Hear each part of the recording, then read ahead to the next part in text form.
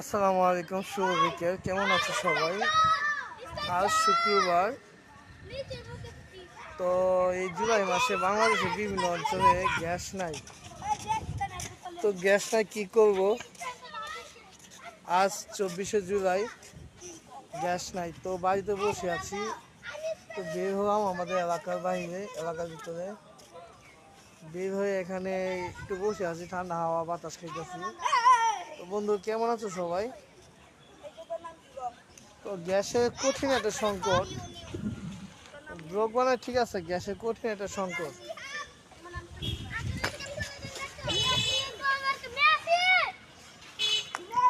কেমন আছো সবাই?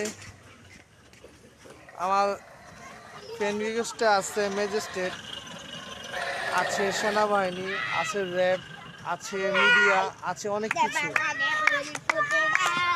সবাইকে অসংখ্য ধন্যবাদ জানাই আমার সাথে থাকার জন্য আর অন্যায় প্রতিবাদ করার জন্য।